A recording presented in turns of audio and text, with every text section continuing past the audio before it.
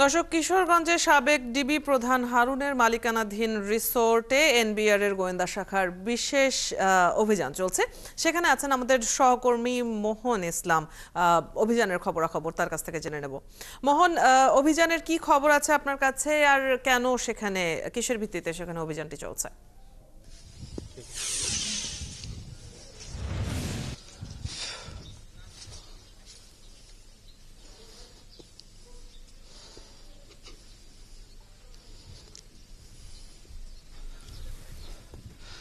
ওদিকে আসলে যে কিশোরগঞ্জ মিঠামইন উপজেলার যে প্রেসিডেন্ট রিসোর্ট, যেটি ডিবির অতিরিক্ত কমিশনার সাবেক হারুনুর রশিদের ছিল মালিকানাধীন, সেইটাতে আসলে যারা এনবিআর এর গোয়েন্দা দল রয়েছে, সিআইসি, তারা অভিযান চালাচ্ছে। তাদের কাছে আসলে ইনফরমেশন রয়েছে যে তার যে ইনভেস্টমেন্টের যে টাকা দেখানো হয়েছে, তার সাথে মানে ইনভেস্টমেন্টের যে পার্থক্য সেটা অনেক হতে পারে।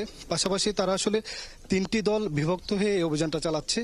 পিডব্লিউডি কর্মকর্তারা যারা রয়েছেন, তারা মূলত এখানে যে আপনার ভবনগুলো রয়েছে সেইগুলো আসলে কতটুকু আপনার নিয়ম মেনে করা হয়েছে সেই বিষয়গুলো মেজার করবেন। পাশাপাশি সার্ভেয়ার রয়েছেন, তারা এই যে জমি হিউজ, অর্থাৎ 40 একরের উপর যে রিসোর্টটি, সেই রিসোর্টের জমির সব দাগ ঠিক রয়েছে কিনা সেটা দেখবেন। এবং যারা এনবিআর এর কর্মকর্তারা এসেছেন, তারা দেখবেন যে আসলে যে বিনিয়োগটা করেছেন সেই বিনিয়োগের কতটুকু তার বৈধ বা অবৈধ টাকার কোন ধরনের লেনদেনের বিষয় রয়েছে কিনা। আমরা যদি একটু কথা বলি, এনবিআর এর যিনি গোয়েন্দা সিআইসির কর্মকর্তা রয়েছেন সুলতানা চাঁদ, তার থেকে একটু জানবো।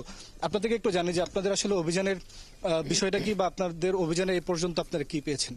আসলে আজকে আমরা এখানে এসেছি জাতীয় রাজস্ব বোর্ডের রাজস্ব ফাঁকি যে চলমান প্রচেষ্টার অংশ হিসেবে আয়কর আইন মোতাবেক একটি অভিযান পরিচালনা করছি।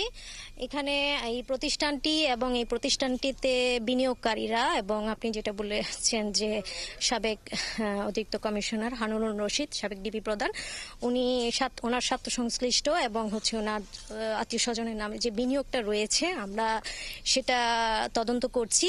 আমাদের কাছে তথ্য রয়েছে যে এখানে উল্লেখযোগ্য পরিমাণ কর ফাঁকি রয়েছে, জড়িত রয়েছে।